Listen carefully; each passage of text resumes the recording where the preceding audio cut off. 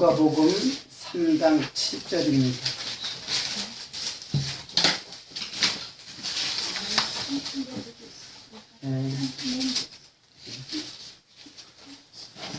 찾으셨으면은 등록해 드리겠습니다.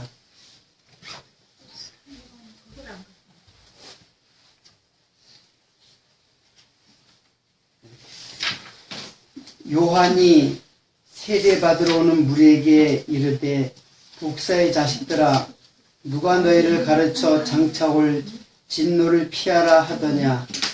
그러므로 회개에 합당한 열매를 맺고 속으로 아브라함이 우리 조상이라 말하지 말라. 내가 너희에게 이르노니 하나님이 늘 이 돌들로 아브라함의 자손이 되게 하시리라. 이미 도끼가 나무 뿌리에 놓였으니 좋은 열매 맺지 아니하는 나무마다 찍혀 불에 던지우리라. 지난주 예배도 못 드리고 저는 할빈에서 거의 열흘 갔다가 거기 굉장히 날씨가 추워가지고 바깥에 별로 나오진 않았지만은 날씨 굉장히 추웠어요. 그래서 열흘 동안 강론을 계속 했는데 이번에도 언제나와 같이 그 하나님의 우리의 뜻이 아닌 하나님의 뜻대로 하나님의 그 계획된 어떤 스케줄을 이렇게 살펴보았습니다. 언제나 하나님께서는 우리 인간의 생각들을 다 도말해버리고 하나님의 뜻을 이루어 가십니다. 오늘은 그 누가복음을 좀 진도를 많이 나가도록 하겠습니다. 한 세 파트로 이렇게 나눌 수 있는데 오늘 봉독한 말씀은 회개에 합당한 열매, 그리고 누가복음 그 3장 23절부터 마지막 절까지는 예수님의 족보에 대해서 나와요. 이제 족보분을 살펴보고, 그리고 4장 처음 부분에는 예수님의 시험 부분이 나옵니다. 이것도 역시 하나님께서 어떤 그 내용적으로 흐르는 하나님의 그 줄거리가 있어요. 하나님께서 무엇을 이야기하시려고 하는 것인가 하는 그 줄거리를 누가는 그 줄기를 잡아서 기록을 한 거예요. 잘 알다시피 누가는 그 역사가죠. 의사이면서 역사가입니다. 다시 말하면 역사적인 그 순서에 의해서 기록을 했는데, 근데 제가 이렇게 성경을 읽다 보니까는 그 내적으로 흐르는 하나님께서 무엇을 얘기하려고 하는 것에 대한 흐름이 있더라고요. 그것을 우리들이 이 세 파트를 통해서 한번 생각을 해보도록 하겠습니다.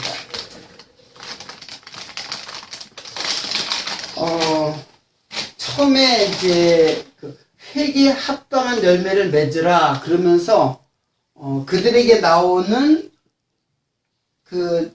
나오는 자들이 그들에게 뭐라고, 독사의 자식들아 누가 너희를 가르쳐 장차올 진노를 피하라 하더냐, 그런 말씀을 해요. 다시 말하면 심판을 얘기하는 거죠. 심판을 얘기하는데, 그리고 뭐라 그랬냐면은 그러므로 회개에 합당한 열매를 맺고 속으로 아브라함이 우리 조상이라 생각하지 말라. 내가 너에게 이르니 하나님이 능히 이 돌들로도 아브라함의 자손이 되게 하시리라. 이런 말씀을 해요. 자, 다시 말하면은 하나님께서는 회개에 합당한 열매를 맺으라고 하는데, 그 회개에 합당한 열매를 맺지 못하면은 너희들은 심판을 받는다라는 거예요. 그러니까 회개라는 것이 도대체 무엇인가? 먼저 번에 이 회개에 대한 이야기를 제가 한 적이 있습니다. 회개라는 것은 먼저 뭐가 있어야 돼요? 예, 먼저 부르심이 있어야 돼요. 그러니까 왜 그러냐면 우리들은 다 죽은 자예요. 죽은 자이기 때문에 하나님의 부르심이 없으면은 살아날 수가 없어요. 그러니까 부르셨다는 것은 우리가 살아났다는 증거이기도 해요. 하나님께서 죽은 자를 갖다가 부르시면은 죽은 자가 일어날 수가 없잖아요. 그렇기 때문에 죽은 자를 반드시 부르신다는 것은 살린다는 뜻이에요. 그래서 그 순서를 얘기하면은 제가 이쪽에 있어야 되나? 이쪽에 있으니까 좀 그런.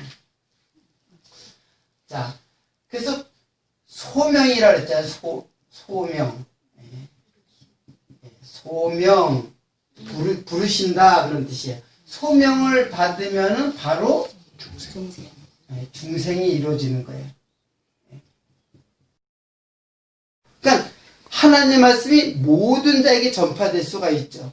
모든 사람에 전파되지만은 듣는 자는 반드시 살아나게 된다는 얘기예요.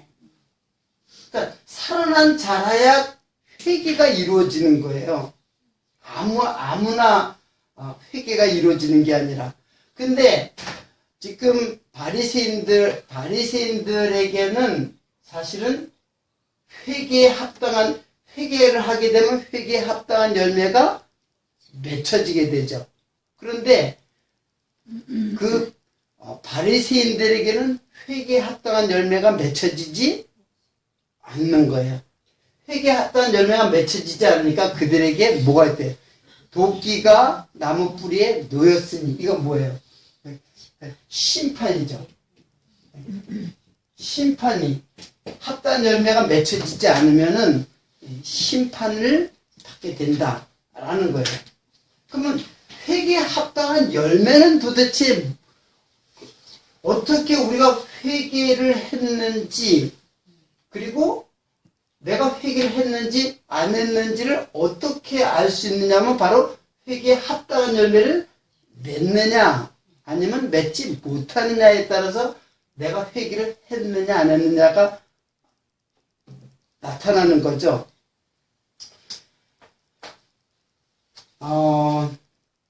일생에 우리들의 그 성도에게 일생의 회개는 단 한 번 있어요. 회개가 계속 이루어지는 게 아니라 단 한 번 있어요.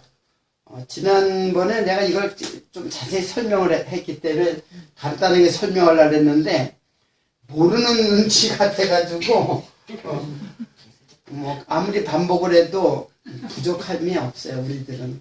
자, 회개는 우리 인생에 단 한 번 있어요. 제가 이야기를 했죠. 우리들의 그 출생과 우리의 육신을 벗어나는 몸의 육신을 벗어나는 사망, 이때에 우리 일생에서 회개는 단 한 번 있어요.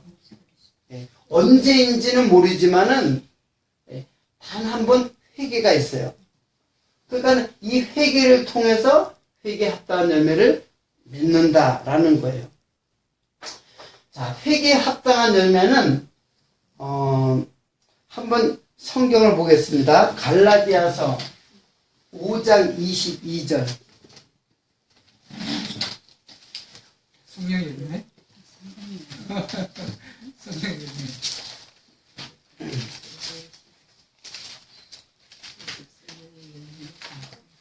갈라디아서 5장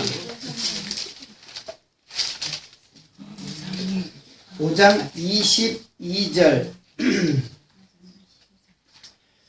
자, 5장 22절 다 찾으셨나요? 오직 성령의 열매는 사랑과 희락과 화평과 오래 참음과 자비와 양성과 충성과 온유와 절제니 이 같은 것을 금지할 법이 없느니라. 자, 이거 지금 제가 회개 합당한 열매라고 그러죠. 열매를 찾으라는데 지금 뭘 찾았냐면 무슨 열매를 찾았어요? 성령의 열매죠?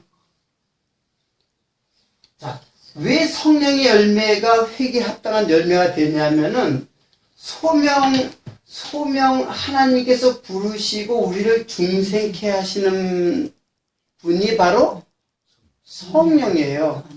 그러니까 성령이 아니고서는 중생할 수가 없기 때문에 회개에 합당한 열매는 뭐냐면은 성령의 열매예요.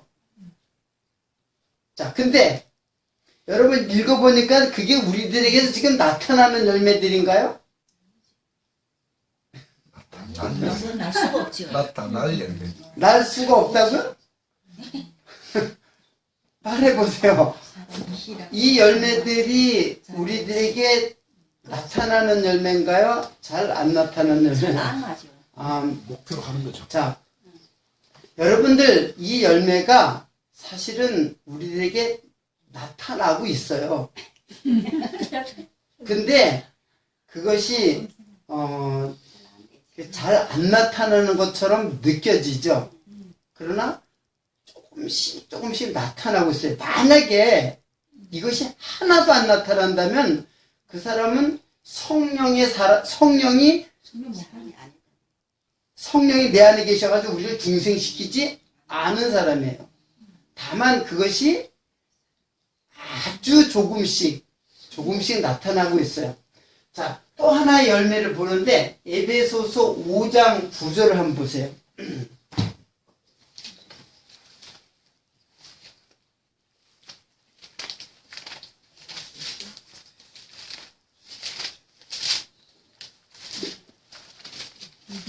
에베소서 5장 9절.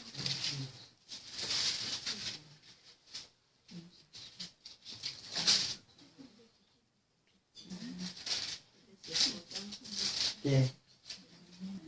자, 빛의 열매는 모든 착함과 의로움과 진실함에 있느니라. 자, 빛의 열매, 빛은 누구예요? 그렇죠. 우리가 이제 예수 그리스도라서 빛의 자녀가 됐잖아요. 그러니까 빛의 열매는 뭐냐면은 자, 빛의 열매는 모든 착함을 뭐라 그러냐면 선이라 그러죠. 선. 그리고 의로움과 그리고 진실함에 있느니라. 이게 뭐냐면 진실, 이게 진리예요. 네, 진리. 자, 우리가 성령의 열매도 맺혀야 되고 이것도 맺혀야 빛의 자녀가 되고 성령이 우리 안에 거하시는 빛의 자녀가 된단 말이에요. 그 사람만이 중생한 사람이고 중생한 사람은 반드시 중생과 회개는 이거는 같은 거예요. 왜냐하면 중생하면 반드시 회개를 시킨다 하나님께서. 중생한 사람들이 과거의 삶 그대로 가는 것이 아니라 반드시 세상을 향하여 가던 그 삶을 돌이켜가지고 하나님께로 가는 사람이에요. 그 사람이 중생한 사람이고 회개를 하는 사람이란 말이에요. 그래서 회개했다가 열매를 맺히게 되어져 있어요. 그런데 성령의 열매를 봐도 굉장히 내가 의심스럽고 그렇지 않아요? 내가 과연 회개에 합당한 열매를 맺고 있는 사람인지 의심스럽단 말이에요. 그리고 똑같은 말이에요. 빛의 자녀, 너희들이 이제 빛의 자녀다. 이제 빛의 자녀들처럼, 빛의 열매를 맺히라 해서 이게 빛의 열매, 이게. 자, 선과 의와 진리. 이거 지금, 어떠한 것을 지금 그 연상되는 말이에요. 이 말들이. 자, 이 말들이 무엇을 연상하는 말들 같아요? 알지? 우리 아들남 식구들은 이 정도는 이제 깨달아야지. 이게 뭐 같아요, 이게 다? 그렇죠. 정확하게 예수 그리스도잖아요, 다. 선이 뭐예요? 예. 하나님의 뜻이에요, 선이라는 게. 하나님 뜻대로, 토브라는 말인데, 토브라는 거는 하나님의 뜻대로 순종하는 것을 선이라고 해요. 그러니까 모든 피조물들이 하나님께 순종을 하는데, 인간들은 하나님께 순종을 하지 않아요. 인간들만. 모든 피조물은 하나님께 순종해요. 심지어는 땅속에 있는 벌레들조차 다 하나님께 순종인데 인간만이 순종을 안 해요. 근데 하나님께 순종하는 분이 이 땅에 오셨어요. 누구? 예, 바로 선은 예수 그리스도예요. 의는 하나님께서 의를 갖다가 율법에다 새겨줬어요. 율법에 새겨줬는데 그 율법을 지킬 수 있는 사람이 이스라엘 백성들에게 율법을 줬는데 율법을 이스라엘 백성들이 한 번도 지키지를 못했어요. 그래서 이스라엘 백성들이 매일같이 제사를 지냄으로써 그들이 율법으로 말미암아 죽을 수밖에 없는 이스라엘 백성들에게 규례의 제사를 통해 가지고 그들이 계속 살아난 거예요. 그렇지 않으면 계속 죽을 수밖에 없는데, 그런데 율법을 그 제사를 마치고 구약의 제사를 마치고 영원한 제물로 오신 누구? 예수님만이 의를 이룰 수 있는 분이에요. 그래서 율법도 의인데 예수님은 그 율법 외에 다른 의를 나타내세요. 그래서 율법이 불완전한 의인데 완전한 의로 오신 분이에요. 누구예요? 예수 그리스도. 진리는 뭐 두말할 것도 없이 내가 곧 길이요 진리요 생명이다. 다. 이게 뭐냐면 빛의 열매라고 그랬어요. 이게 빛의 열매. 자, 빛의 열매는 예수 그리스도의 열매예요. 빛의 열매는. 그러니까는 우리가 어떻게 빛의 자녀가 되세요? 우리는 어두움이더니 그랬잖아요. 우리가 어두움이더니. 근데 이제는 그리스도 안에서 빛의 자녀가 됐단 말이에요. 그러니까 예수 안에서 빛의 자녀가 되고 빛의 열매를 이제 맺는 자가 되었어요. 그러니까는 아까도 성령의 열매도 성령의 열매, 그리고 빛의 자녀들도 빛의 열매, 그 소유가 있잖아요. 그러니까 여러분들이 맺혀지는 게 아니라 여러분들 안에 누가? 성령, 예수님, 그 열매가 지금 나타난다는 얘기예요. 근데 나타나는데 어떤 방법으로 나타나냐면은 내가 죽어져 가는 방법으로 나타나요. 내가 죽어져 가는 방법. 그러니까 내가 나타나지 않는 것처럼 느껴지는 거예요, 여러분들에게. 내가 죽어질 때 나타나기 때문에 사랑이라는 것은, 자, 성령의 열매를 몇 가지라 했어요, 그게 전체가. 9가지죠.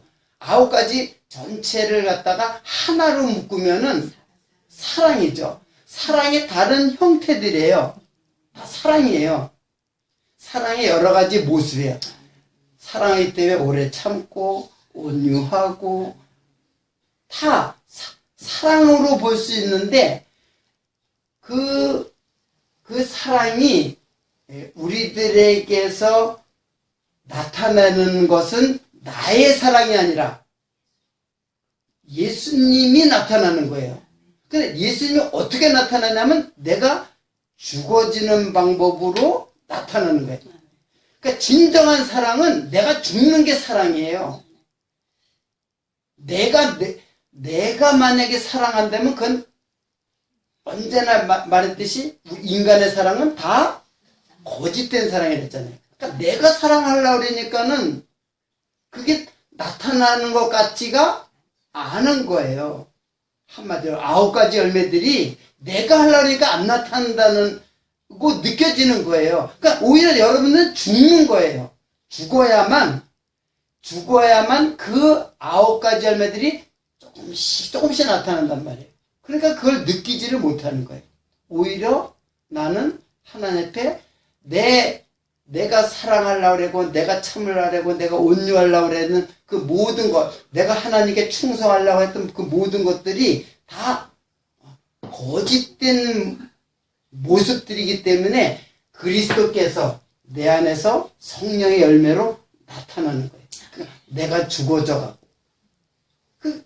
그래서 우리의 삶은 예수님께서 세례, 이 중생은 바로 세례를 의미해요. 세례.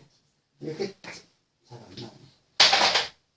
자, 중생과 세례는 이건 같은 말이에요. 왜 그러냐면은 세례라는 것은 그리스도와 함께 홍해에서 이스라엘 백성들이 모세에 속해서 세례를 받았죠. 마찬가지로 그리스도와 함께 죽고 그리스도와 함께 살아났다. 그 살아난 거예요, 이게. 세례는 중생을 말하는 거예요. 그러니까 우리가 회개에 합당한 열매라는 거는 세례, 그리스도와 함께 죽는 삶이 바로 회개에 합당한 열매예요. 우리는 여러분들은 어떻게 알았어요? 이 성령의 열매를 갖다가 9가지 열매를 볼 때, 내가 이게 사랑해야 되는구나. 내가 이걸 참아내야 되는구나. 그리고 내가 자꾸 온유해야 되는구나. 그리고 하나님 안에서 충성해야 되는구나. 이렇게 나아가니까는 그에게 뭐가 있다는 얘기예요? 심판이 있다는 얘기예요. 자, 이거는 제가 그 행위를 자꾸 그것을 갖다가 부정하고 그것이 아니라고 얘기하는 이유는 바로 철저하게 우리들이 하나님 앞에 하나님의 사람으로 서게 하기 위함이에요. 행위로 나가는 자는 하나님 앞에 나갈 수가 없어요. 행위는 하나님 나라의 티켓권이 아니에요. 우리는 예수 그리스도를 믿음으로 나아가는 거지 행위로 나가는 자들이 어디 있어요? 예수님께서는 갈라디아서에 율법의 행위로는 의롭다함을 얻을 육체가 아무도 없다라고 오히려 저주 아래 있는 자라고 그랬단 말이에요. 그게 바로 심판이고 이미 도끼가 나무 가지에 벌써 이미 놓여있다. 심판을 받는 거라는 얘기예요. 그러니까는 이 소명은 사실은 이전에 뭐가 있어요? 사실은 그 전에 그렇죠. 예정이 있는 거죠. 하나님의 예정이 벌써 이미 정해져 있는 자들은 반드시 하나님께서 부르시고 반드시 세례를 받아서 살아나고 그리고 반드시 회개하게 돼 있어요. 그리고 그런 자들을 하나님께서 칭의를 주세요. 그러니까 하나님이 다 그렇게 의롭다함을 얻을 수 있도록 다 만들어 주시고 우리를 칭의로 의롭다함을 얻게 해주고 그 행위로 되는 건 아니라 이게요. 그래서 회개에 합당한 열매라니까 여러분들은 또다시 이 열매 그러니까 내가 어떤 열매를 맺혀야지. 그래서 행위로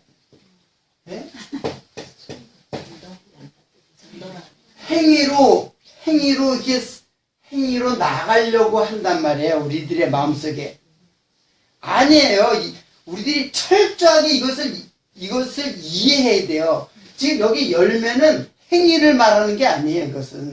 이것은 뭘 말하냐면 바로 이게 바로 믿음이에요, 믿음.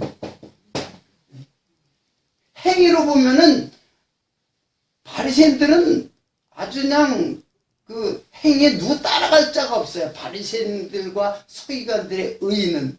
그래서 너희들이 바리새인과 서기관들의 의의보다 더 낫지 못하면 하나님 나라에 갈 수 없다 그랬잖아요.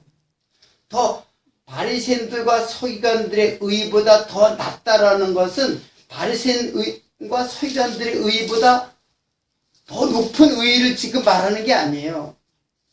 다른 차원의 의의에 이거는 다른 길의 의의예요.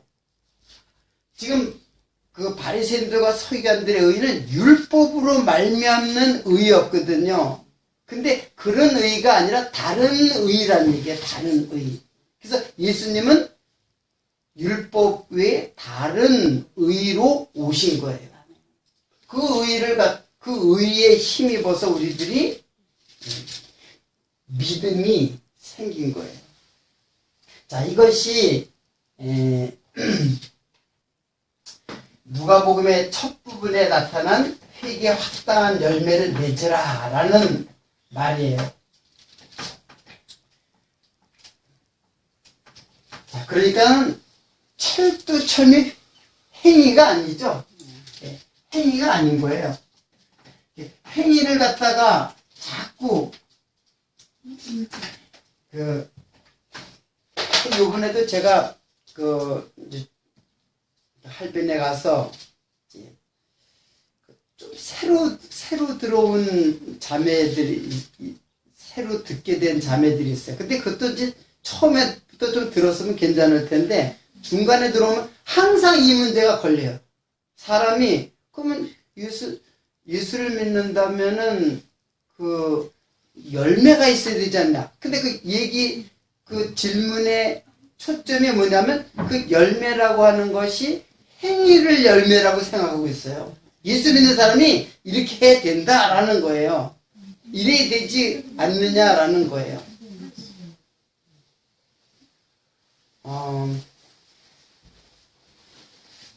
사실은 이게 굉장히 중요한 거예요, 이거. 매우 중요해요. 우리가 예수를 믿고 예수를 믿는 수많은 사람들 중에서 이 행위에 근거한 믿음을 갖고 있어요. 믿음에 근거한 행위가 아니라 행위에 근거한 믿음, 가짜 믿음에 그 사실은 행위에 근거를 둔 믿음. 그게 아니라 믿음에 근거를 둔 행위. 그 행위는 그렇게 갑작스럽게 뭐 번쩍하게 나타나지 않아요. 우리들이 조금씩 변한단 말이에요. 그 조금씩 변하니까 의심하고 오해할 여지가는 있죠. 그러나 그는 반드시 믿음의 행위로 조금씩 하나님의 자녀는 반드시 그렇게 가게 돼 있어요. 그런 것이 전혀 없다면은 내가 죄를 지어도 하나님의 뜻을 저버리고 자기 마음대로 살아도 아무런 내 마음에 가책이 없고 그런 것은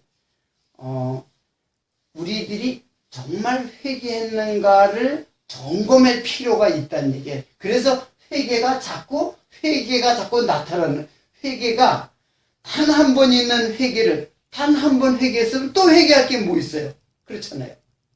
그러니까 더 이상 회개할 거 없다고 생각하는 사람들은 사실은 회개를 계속하는 건 아니에요. 사실은 단 한 번 있었어요. 우리 인생 속에 단 한 번 세상을 향하여 가던 그 마음이 예수님께로 돌아섰단 말이에요. 단 한 번 있었지만은 그것을 내가 지금 예수님께로 향하고 있는가를 매일같이 어떻게 해요? 점검하는 것이 있다는 얘기예요. 말씀 가운데서. 이해하기 어렵나요? 이것은 매우 중요해요. 그 믿음과 행위 문제, 이거는 정말로 말씀을 깊이 깨닫고 정말로 그 말씀이 내 믿음으로, 그래서 행위, 나는 내게서 나오는 것은 그 만물보다 부패하고 타락한 나의 마음을 갖다가 깨닫기 때문에 자기를 죽여가는 그 믿음 속에서 하나님의 그 예수님의 그 성령, 예수님의 그 성령께서 내 안에서 조금씩 드러난단 말이에요. 자, 이것은 우리들이 항구적으로 믿음 생활을 하는 모든 하나님의 딸들은 계속해서 회개에 합당한 열매를 우리들이 생각하게 돼 있어요. 만약 그것이 없이 그냥 내 마음대로 살아간다는 거는 지난번에 얘기를 했죠. 그것은 바로 예정론이 아니라 그거는 뭐예요? 숙명론이라 했잖아요. 그 숙명론은 자기 인생이 자기가 주인이 된 사람이에요. 똑같이 정해져 있다고 느껴지지만 그거는 자기 인생을 자기가 살아가는 사람이 하나님과 관계없는 사람이에요. 그 사람은. 그것이 누가복음에서 지금 세례 요한이 하는 말이에요. 그러니까는 그 말씀을 정확하게 들은 사람들은 내가 어떻게 해야 됩니까? 막 이제 얘기를 하는 거예요. 보니까는 봐요. 예? 무리가 물어 가르되 그러면 우리가 무엇을 하리까? 대답하되 옷 두 벌 있는 자는 옷 없는 자에게 나눠줄 것이요 먹을 것이 있는 자도 그렇게 할 것이니라 하고 세리도 세례를 받고자 하여 와서 가로되 선생이여 우리는 무엇을 하리까? 하니까는 가로되 정한 세위에는 늑징치 말라 하고 군병들도 물어가는데 우리는 무엇을 하리까? 하매 가로되 사람에게 강포하지 말며 무소하지 말며 받는 료를 족한 줄로 알라 하니라. 백성들이 그러니까는 많은 군중들이 그러면 우리 무엇을 해야 됩니까? 그러니까는 세례 요한이 행위를 말하죠. 이렇게 해라, 이렇게 하라 이게. 사실은 예수님이 우리들에게 오시면은 그렇게 우리를 이끌어 가실 거예요.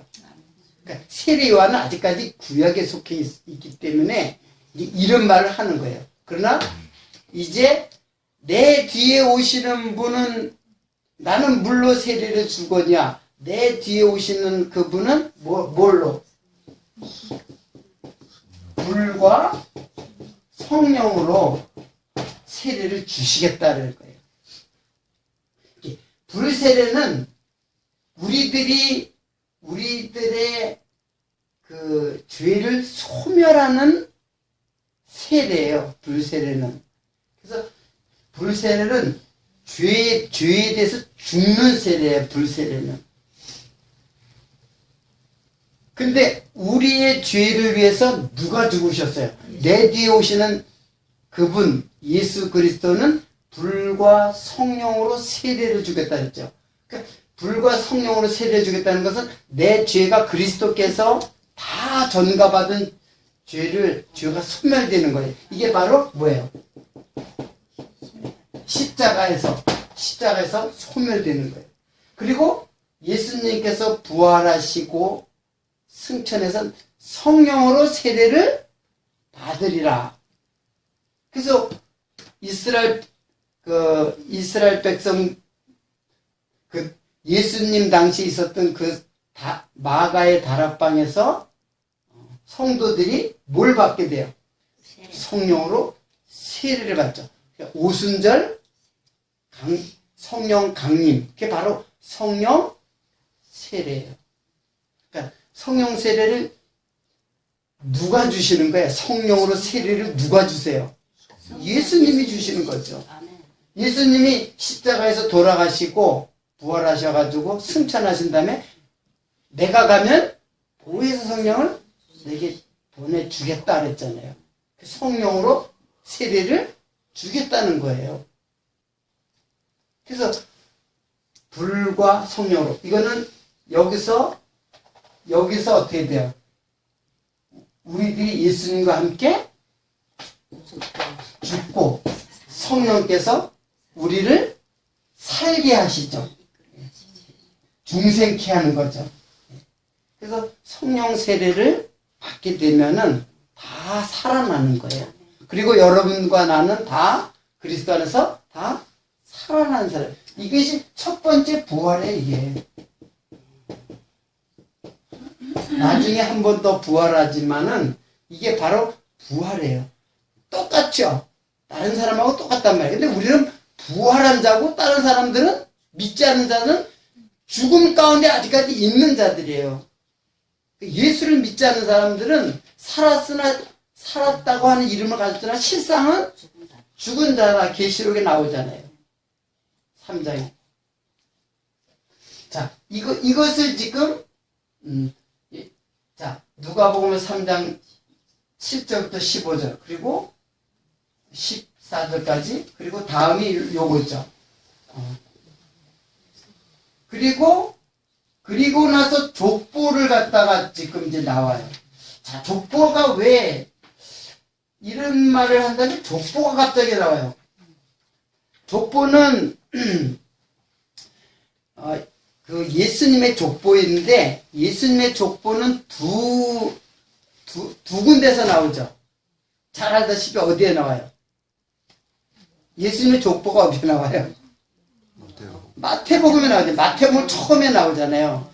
마태복음의 처음에 아브라함과 다윗의 조상 예수 그리스도의 세계라. 그 족보가 나오고 지금 누가의 지금 이 족보가 나온단 말이에요. 자, 23절부터 자, 이게 다 읽지는 않겠어요. 여러분 다 읽어보시고 예수께서 가르침을 시작할 때 30세쯤 되시니라.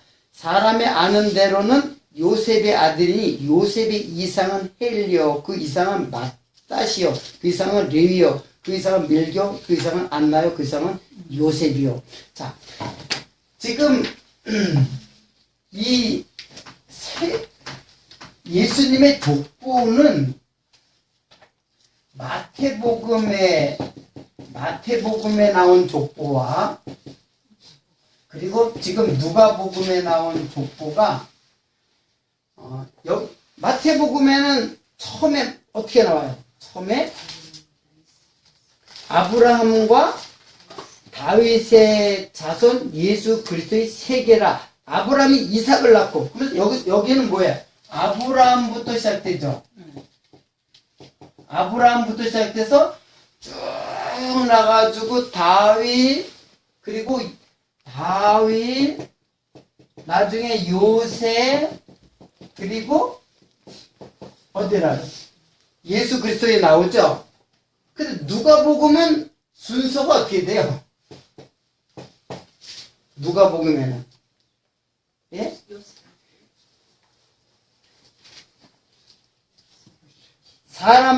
사람의 아는 대로 요셉의 아들이니라 했잖아요. 그러니까 지금 요셉이 여기는 요셉 다음에 예수님 나오는데 여기는 뭐가 먼저 나와요? 예수님, 그 사람 예수님에게서 요셉이 나오고 그리고 쭉 나가잖아요. 근데 쭉 나와서 이제 37절에 한번 보세요. 자, 그 이상은 무드셀라요, 그 이상은 에녹이요, 그 이상은 야레리요, 그 이상은 마할라렐이요, 그 이상은 가이난이요, 그 이상은 에노스요, 그 이상은 셋이요, 그 이상은 아담이요, 그 이상은 하나님이시라. 자, 쭉 나가지고 여기에 아담이 나오고 그리고 뭐예요? 뭐가 나와요? 하나님이 나오죠. 근데 이 족보를 갖다가 연구를 하는 신학자들이 보면은 맞지가 않아요. 그러면 이게 정반대로 역순으로 나갔으면 역순으로 그대로 나가야 되는데 역순으로는 안 나가요. 그 위에 사람들이 그대로 이거는 여긴 또 어디서부터 시작돼요? 하나님부터 시작되는 게 아니라 아브라함부터 시작되죠. 근데 여기서는 역순이 되면 여기도 아브라함은 끝나야 될 거 아니에요. 근데 하나님까지 올라가요. 그래가지고 이거 가지고 신학자들이 굉장히 아주 이제 당황을 하는 거예요. 이게 도대체 뭐냐. 이게 왜 이게 맞지가 않느냐. 그러니까는 자연적으로 누가 이것을 공격할 거예요. 자유주의 신학자들이 야, 성경은 맞지 않는다라고 하는 거예요. 그래서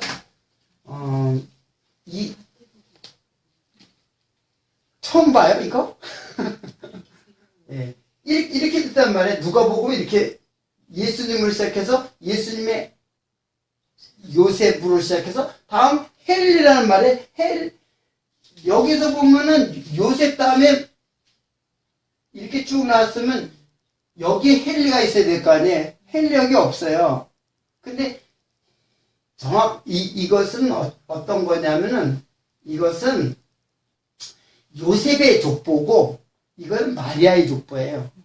마리아의 족보가 중간에서 마리아의 족보 나오다가 다시 이제 그 중간에 다윗 때 다시 이제 만나게 되는데 한마디로 이거는 마리아의 족보예요.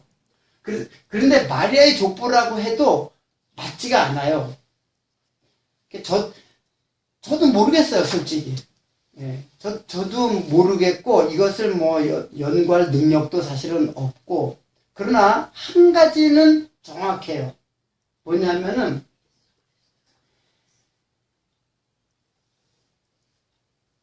그 예수 그리스도의 탄생은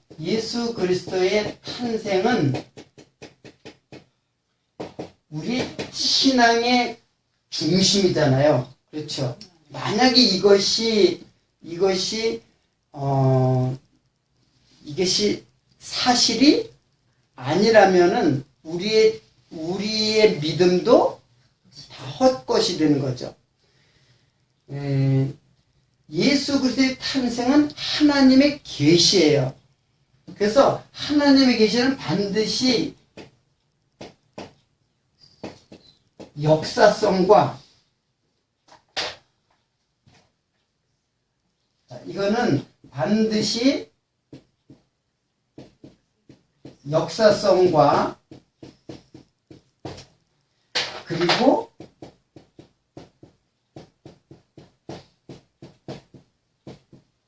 계시성을 공유해야 돼요. 다시 말하면 진리가 되기 위해선 하나님의 예수 그리스도의 탄생은 진리잖아요. 진리인데 진리가 되려면 반드시 하나님의 계시, 어떤 하나님의 뜻을 전달하는데 그것이 반드시 역사적 사실이어야 된단 말이에요. 역사적 사실이 아니면은 진리가 될 수 없어요. 그러니까 반드시 역사적 사실로 나타나야 돼요. 그런데 그 속에 하나님의 뜻이 담겨져 있단 말이에요. 그래서 이 역사성과 계시성은 진리의 조건이에요. 그러니까 예수님의 탄생은 구약의 언약대로 오실 뿐 아니라 그것이 역사적인 사실로 그대로 성취돼야 돼요. 그래서 마태복음에서 예수 그리스도는 바로 아브라함과 다윗의 자손으로 오시는 예수 그리스도를 예수 그리스도의 법적 계통을 따라서 왔어요.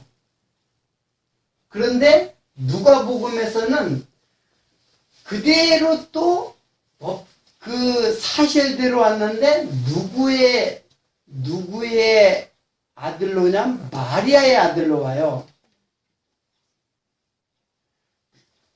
이 두 가지를 어떻게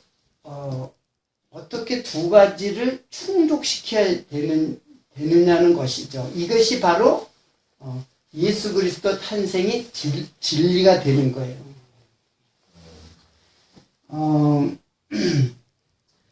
이제 그래서 이제 학자들이 이걸 계속 연구를 했는데 저는 뭐 이것을 깊이 연구할 수는 없지만은 두 가지 조건이 어떻게 이루어지냐면은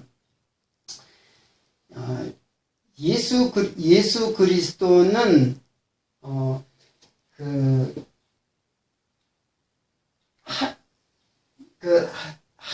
이게 족보가 누구의 자손으로 오냐면 아브라함과 다윗의 자손,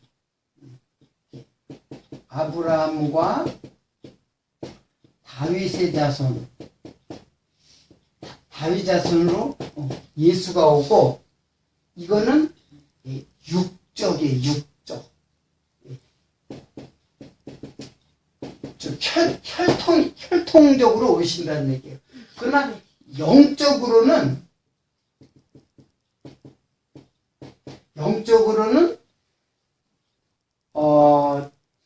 이미 창세기 3장 15절에 여인의 후손이 그런 말 있죠. 그게 원시복음이란 말이에요. 여인의 후손이 뱀을 어떻게 한다 그랬어요? 밟는다 그랬죠. 그리고 뱀은 여인의 후손의 발꿈치를 상하게 한다 그랬죠. 그게 창세기의 원시 복음에, 즉 예수 그리스도에 대한 복음이란 말이에요. 그걸 모형적으로 보여준 거란 말이에요. 그러니까 영적으로는 여인의 후손으로 나와요. 여인의 후손으로. 그렇죠? 그 창세기의 내용으로 보면 여자의 후손이 그렇게 오신다 그랬잖아요. 그러니까 여자의 후손, 그러니까 바로 이게 뭐냐면 마리아의 후손으로 온다는 얘기예요. 마리아의 여자의 후손으로. 그러니까는 육적으로 와서 이게 다 해서 요셉까지 왔잖아요. 요셉까지 왔는데 실상은 요셉하고 관계없이 그랬죠. 요셉하고 관계없이 마리아에게 성령으로 잉태하여 예수가 낳는 거예요. 그러니까 육적인 법적인 것을 다 충족시키면서 실제적으로는 영적으로 여인의 후손으로 낳는단 말이에요. 그래서 이 두 가지를 다 역사적인 것과 법적인 것과 육체적인 것과 영적인 하나님의 계시의 말씀을 그대로 다 성취하시는 분이에요. 그래서 진리가 되신다 얘기예요. 저는 뭐 여기에 대해서 누가 누구를 낳고 하는 데에서 그 족보가 막 혼동을 일으키고 막 어떤 것이 삽입되고 어떤 건 빠져버리고 그렇게 돼. 여기에서도 빠져버리고. 왜 그런지는 저도 모르겠어요. 솔직히. 그렇지만은 하나님의 두 가지 속성이 아니라 하나님의 그 두 가지 역사적인 것과 영적인 계시성을 두 가지를 다 이렇게 성취를 하신 거예요. 자, 이거는 갑자기 왜 족보 이야기가 이제 나오냐면은, 여자의 후손으로 오시는 예수 그리스도께서 복음을 증거하는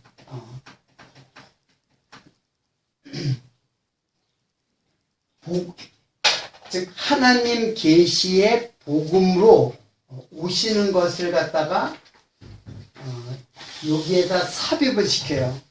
그리고 그 예수님이 이제 시험을 받으시는 내용이 이어서 기록이 된 거예요.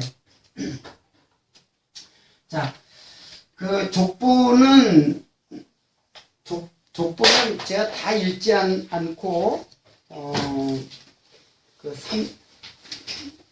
3장 38절까지의 내용이고, 4장에는 예수님께서 시험을 받는 내용이 나오고 있습니다. 자, 4장까지 이야기를 다 한 다음에 왜 그렇게 됐는가의 그 순서를 다시 한번 말씀을 드리겠습니다. 예수께서 성령의 충만함을 입어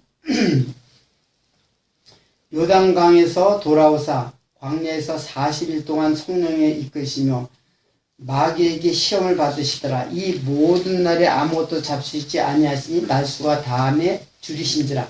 마귀가 가로되 내가 만일 하나님의 아들이거든 이 돌들에게 명하여 떡덩이가 되게 하라. 예수께서 대답하시되 기록하기를 사람이 떡으로만 살 것이 아니라 하였느니라. 마귀가 또 예수를 이끌고 올라가서 순식간에 천하 만국을 보이며 가로되 이 모든 권세와 그 영광을 내가 네게 주자. 이것을 내게 넘겨준 것이므로 나의 원하는 자에게 준다. 그러므로 내가 만일 내게 절하면 다 내 것이 되리라. 예수께서 대답하여 가라사대 기록하기를 주 너의 하나님께 경배하고 다만 그를 섬기라 하였느니라. 또 이끌고 예루살렘에 가서 성전 꼭대기에 세우고 가로되 내가 만일 하나님의 아들이거든 여기서 뛰어내리라. 기록하였으되 하나님이 너를 위하여 그 사자들을 명하사 너를 지키게 하시리라 하였고 또한 너희가 손으로 너를 받들어 내 발이 돌에 부딪히지 않게 하시리라 하였느니라. 예수께서 대답하여 가라사대 말씀하시기를 주 너의 하나님을 시험치 말라 하였느니라. 마귀가 모든 시험을 다 한 후에 얼마 동안 떠나니라. 자, 이거는 잘 알고 있는 예수님의 광야에서 시험을 받으시는 광야에서 40일을 뭐 하시고 금식하시고 시험을 받는 내용이죠. 자, 이것이 또 어디에도 나타나요? 마태복음에도 나오죠. 마태복음 4장에도 나와요. 자, 그러면 이 시험을 한번 잘 살펴보세요. 자, 첫 번째 시험이 뭐예요? 돌이 떡이 되게 하라. 돌이 떡이 되게 하라. 는 시험이고, 두 번째 시험은 두 번째 시험 뭐예요? 천하만국을 보여주고, 자,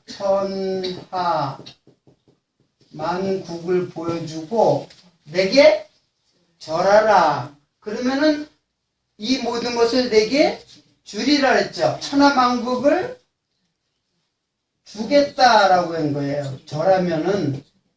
그리고 자, 세 번째는 예루살렘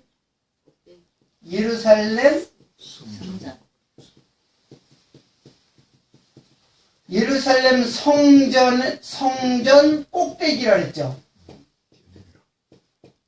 자, 이것을 정확하게 그 요한 사도는 이것을 정확하게 뭐라 그랬냐면은 여기 적어놨죠. 요한일서 2장 16절을 한번 보세요. 요한일서 2장 16절.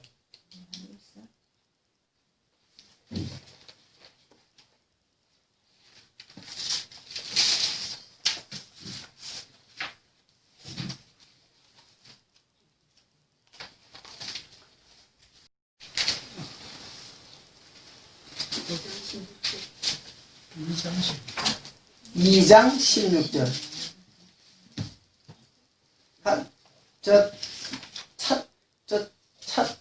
최복길 씨 읽어보세요.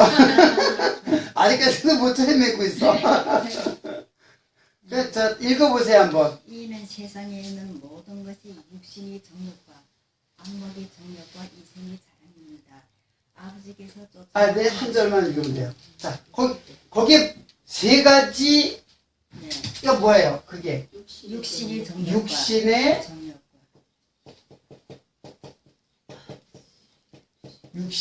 정욕과 아니, 욕자를 말렸어요.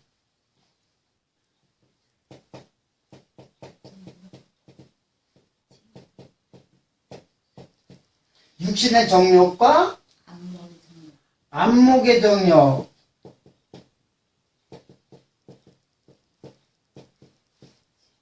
이생의 자랑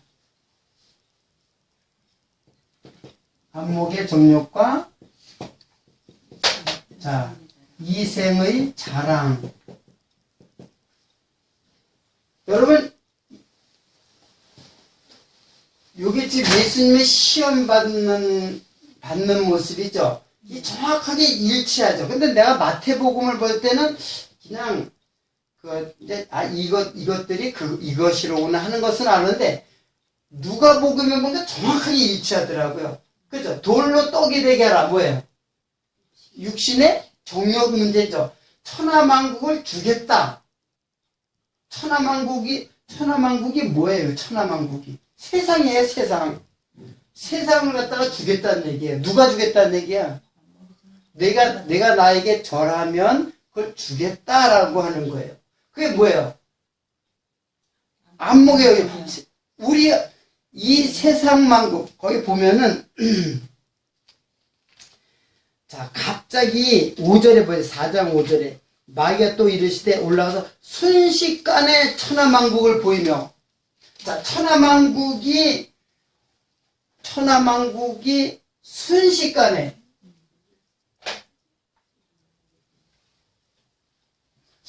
갖다 내가 한자를 보고 내가 깜짝 놀랐어요. 왜 그랬냐면 순식간에 이렇게 쓰더라고요. 눈 깜짝할 수 있죠. 눈목에 이순신한 뜻. 순 그리고 식자는 숨쉬는 이런 식자 쓰고 간자는 잘 알다시피 사이간자죠. 자, 우리 식자 빼놓으면 순간이죠. 순간이란 말이에요. 쉬는 우리가 요게 무슨 식이죠? 숨 쉰다. 자, 숨 쉬는 것이 순식이에요. 여러분들 이 땅에서 오래 사는 것 같아도 여러분은 순간이에요. 그리고 천하만국을 지금 그 사단이 갑자기 천하만국 쫙 보여줘요. 이사에 갑자기 쫙 보여지는 거예요. 이사이 굉장히 긴 것 같죠? 천하만국을 딱 보여주고 그거 나에게 절하면은 내가 그걸 어떻게 한다 그랬어요? 주겠다라는 거예요. 그러니까 여러분들이 이 세상을 구하면은 누구한테 구하는 거예요? 정확하게 말하면. 그렇죠. 여러분은 하나님께 구했죠? 이 세상에서 내가 부를 구하고 건강을 구하고 명예를 구하고 이 세상 것들이잖아. 다 하나님의 것이 아니고 이 세상 것. 그 누구한테 지금 구하고 있는 거예요? 그게 사단한테 구하면 사단이 뭐랬어요? 내게 경배하면, 내게 절하면이라면 내 말을 들으면, 내 말을 갖다가 하와에게 어떻게 했어요? 유혹하니까는 사단의 말을 들었죠. 마찬가지로 여러분들이 그런 거를 구하면 누가 주냔 말이에요, 그것을. 사단이 주는 거예요, 사단이. 여러분 그걸 하나님께 구했잖아요, 그런 거를. 하나님께 세상 걸 막 구한단 말이에요. 하나님 그런 거 주시지 않아요. 우리의 환경을 절대로 변화시켜 주지 않아요. 왜? 하나님은 하나님의 뜻대로 지금 환경을 이끌어 가시는데 나는 그 뜻대로 내가 그 환경을 갖다가 내 욕심이 그 환경을 갖다가 어떻게 해달라고 그러는 거예요. 그 천하만국을. 그거는 하나님이 주는 게 아니라 누가 주는 거냐면 바로 사단이 주는 거란 말이에요. 물론 하나님이 다 하세요. 만약에 여러분들이 무엇을 구했다, 세상 것을 구했다. 근데 그것이 안 들어지면 다행인데 그것이 만약에 이루어지면 누가 준 거예요, 그것이? 바로 사단이 주는 거예요. 이 세상 사람들은 예수를 믿는다고 하고 다 사단한테 구해놓고 사단이 주는 것을 하나님이 주는 것으로 생각하고 있단 말이에요. 순식간. 저는 이게 제 책에 보니까 순식간에 한자로 져 있는 순간에 순간적으로 깜짝 놀랐어요. 이 세상은 사단이 이 세상을 갖다가 순식간에 보여줬잖아요. 천하만국을 순식간에 보였잖아요. 마찬가지 이 세상은 하나님의 뜻을 알려주기 위해서 그 영원한 세계와 영원한 세계 속에서 이것이 긴 것 같지만 영원한 곳에 보면 하나의 한 경점이에요. 경점. 순간이래요. 순간. 이 세상이 긴 게 아니에요. 여러분이 길고 영원한 세계는 하나님의 나라에 있어요. 하나님께서 하나님의 자녀들을 데려가실 영원한 곳이 있는데 이 땅에 잠깐 있는 그것을 위해서 그걸 구한단 말이에요. 누구한테 구하냐면 그게 사단한테 구하는 거라니까요. 그게 바로 안목의 정욕이에요. 그러니까 육신의 정욕은 이거는 떡만이 아니라 내 몸을 편하게 하는 것.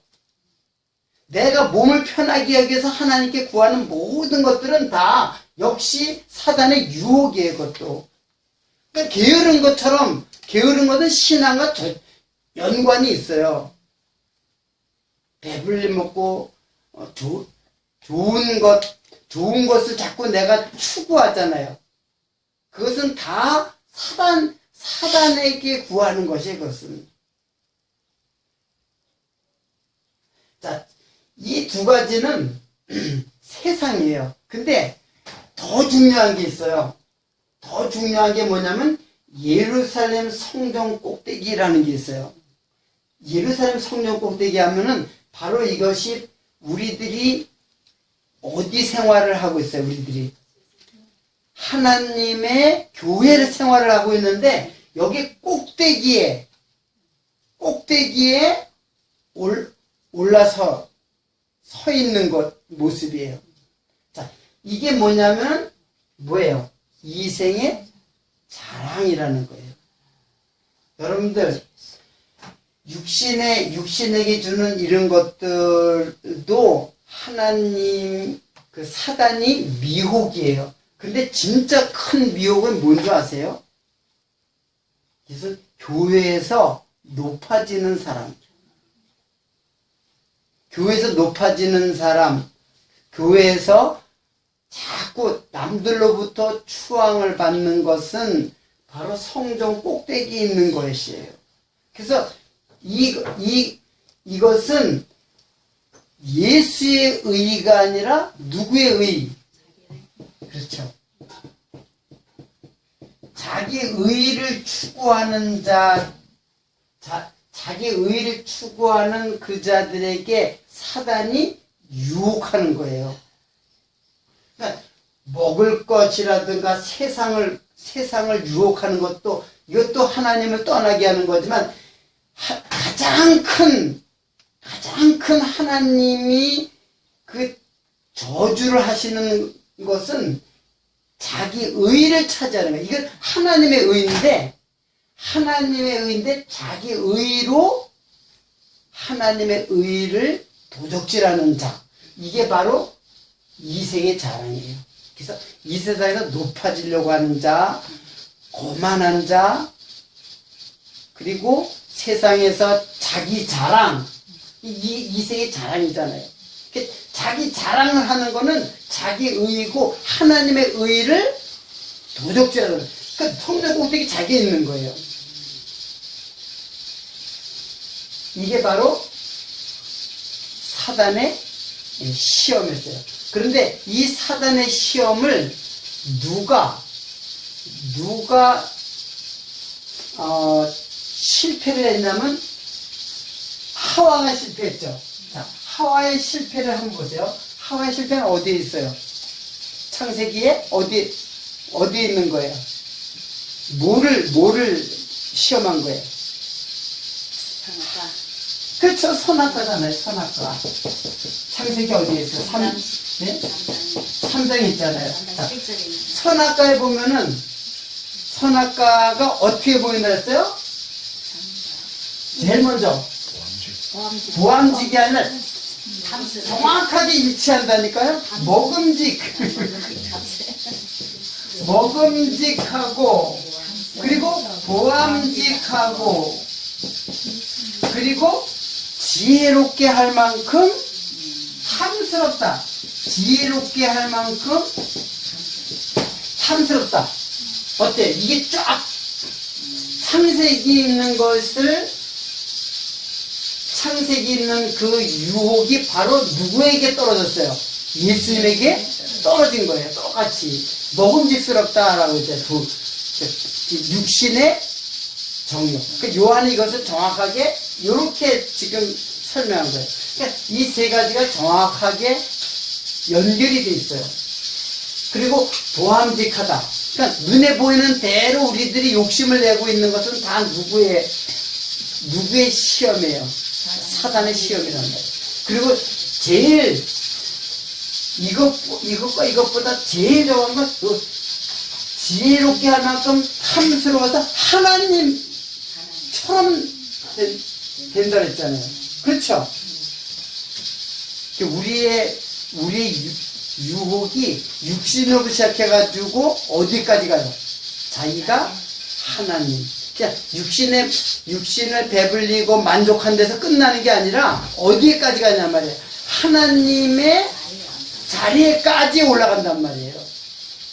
이것이 바로 선악과의 시험인데 이거를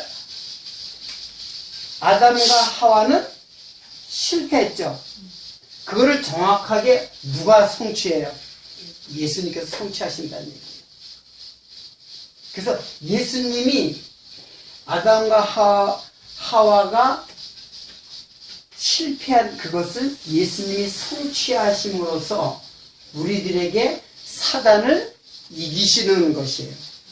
그 이기심을 누구에게 줬어요? 우리가 이기지 못하니까는 예수 그리스도 내가 세상을 이겼노라.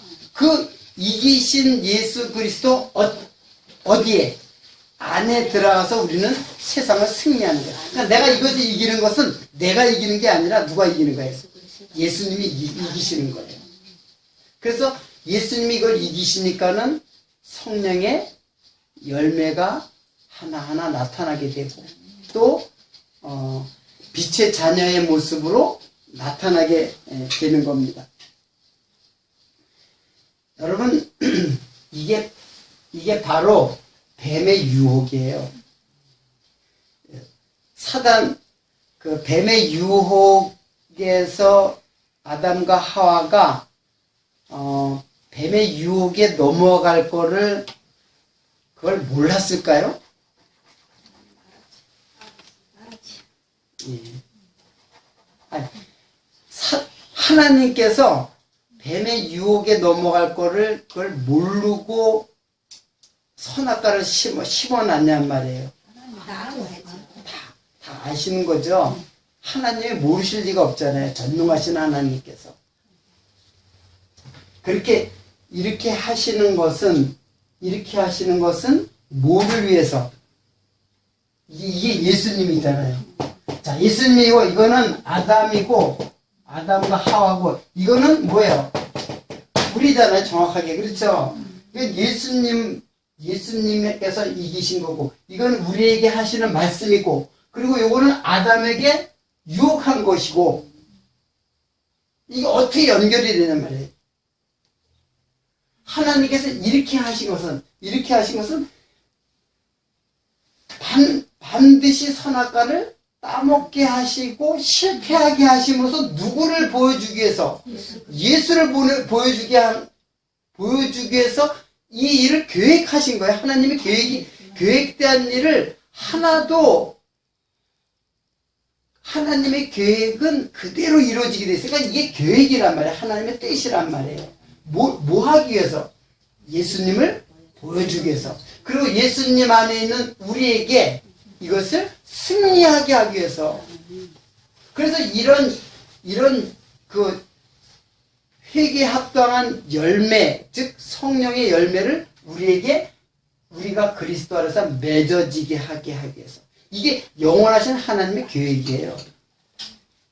그러니까는 선악과를 따먹은 것도 하나님의 뜻이고, 그리고 예수님이 승리하심으로써 우리가 그 승리의 안으로 들어가서 하나님의 자녀로 살아가게 하시는 것. 이게 하나님의 뜻입니다.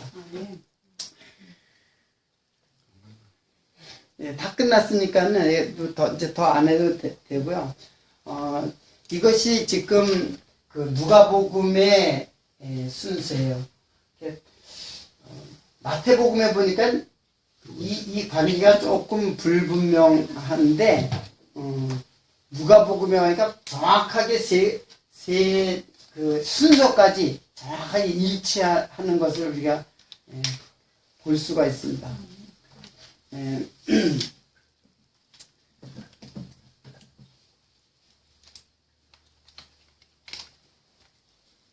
그래서 사단은 여러분들이 사실은 두려워할 것이 아니에요.